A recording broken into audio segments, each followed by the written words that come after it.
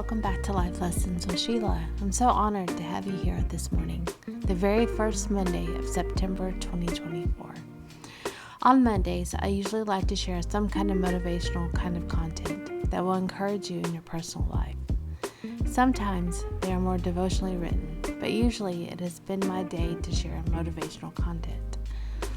For those who are new to this channel, I absolutely love Mondays. Do you know why?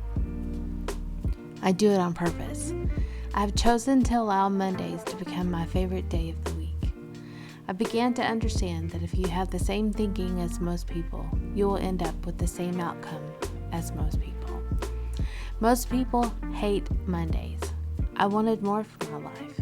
My love for Mondays actually started back in 2002 when I became a stay-at-home mom to a 3-year-old and twin infants. I realized that I was home all day. My husband worked all day, so I took on the roles of what I envisioned the proverbial woman would do in a day's time. Well, in 2002 time. I began to get up early to make my husband breakfast and pack his lunch for work every morning. Often, I would go back to sleep until the kids woke up and would get up to tend to their needs, clean our home, tidy all day, especially after a 3-year-old. But I discovered soon into that routine I enjoyed waking up early. I enjoyed my coffee, time with the Lord, and just peace and quiet before the kids woke up. I called it my me time. It usually started my day off right, and I enjoyed that time to myself after the husband left for work and before the kids woke up.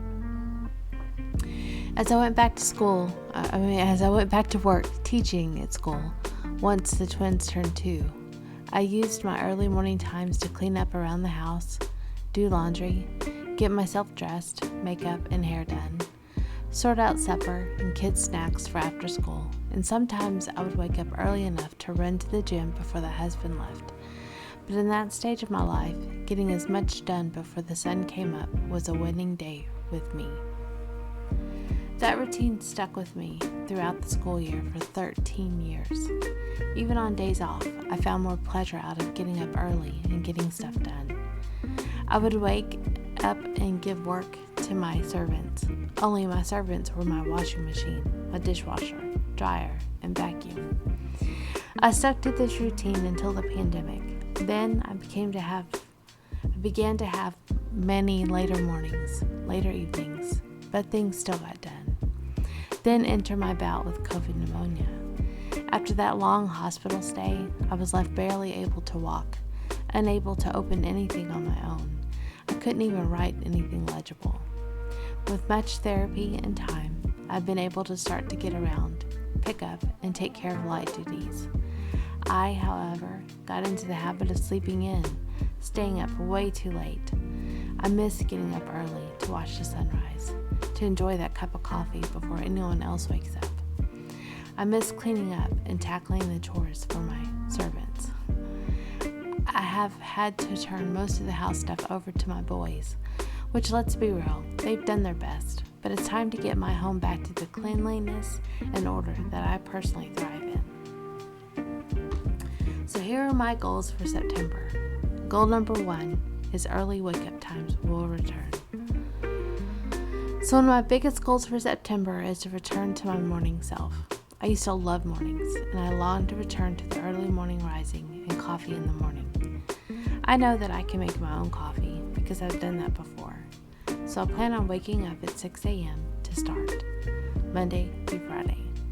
This is in preparation for when I return to work in October.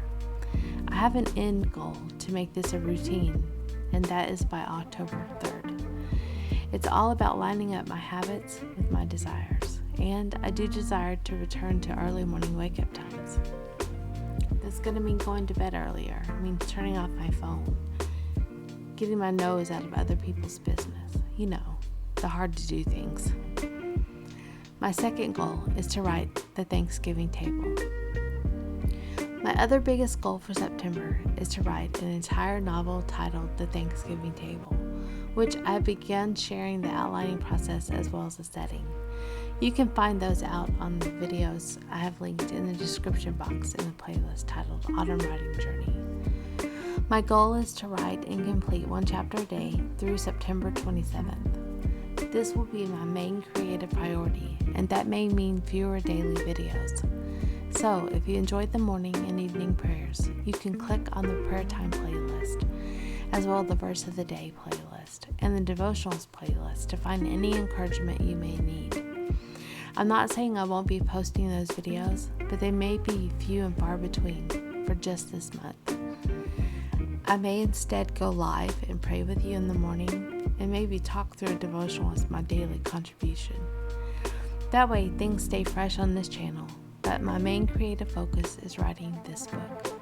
I'm excited to share this with you via various videos.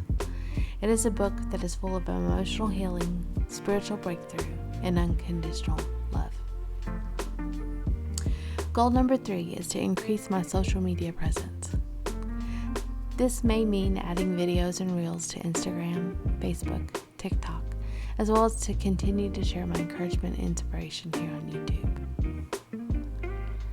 Goal number 4 is to create an autumn wonderland here at home. I love to enjoy decorating for autumn.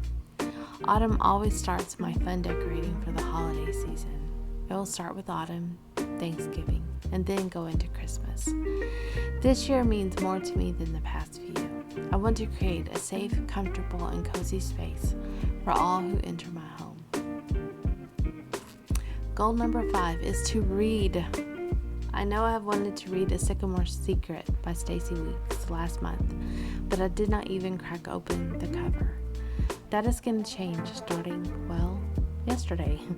Here's the book blurb for this particular book. His custom coffee blend, paired with her social media following, brews a latte of trouble. When the fan favorite Choice Awards, including Catherine Withers' independent web show as a finalist, the internet trolls slither out from under the bridges. Catherine live streams daily, growing her following and improving her chances of winning. But trending on social media backfires. The generated buzz connects the arrival of an unwelcome guest in Sycamore Hill to a shameful secret in Catherine's past. A secret she'd do almost anything to keep hidden. Ethan Roberts invested every penny in expanding his bakery, The Muffin Man, to include an on-site coffee roasting. When Catherine streams from his location, the increased visibility boosts his confidence that everything he has ever wanted is at his fingertips.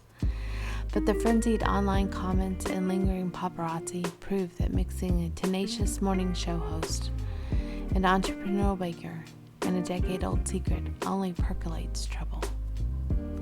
A Sycamore Secret is filled to the brim with small-town charm, a faith-filled community, and a slow-roasted romance perfectly brewed to a sweet and smooth finish.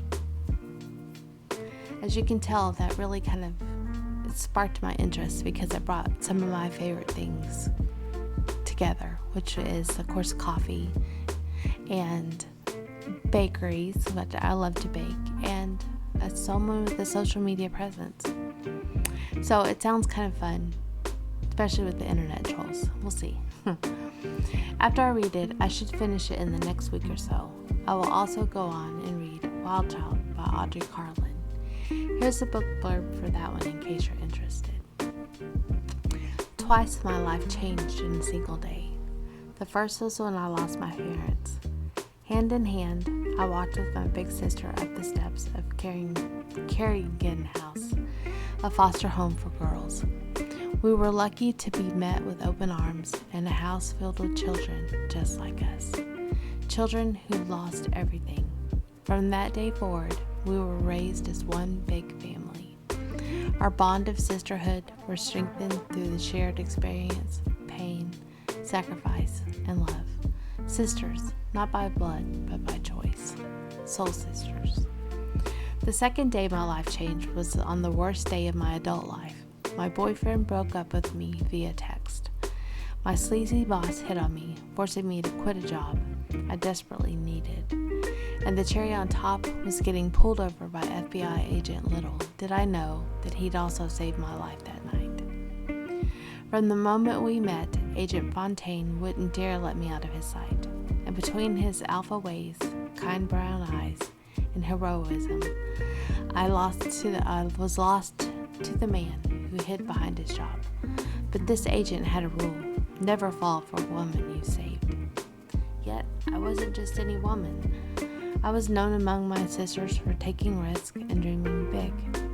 I was the wild child of the group. We were raised to appreciate every day as a gift it was, and not let anything stand in our way. The more I got to know the brooding, serious FBI man, the more I realized maybe it was my duty to save him. You can expect a video recap of these books.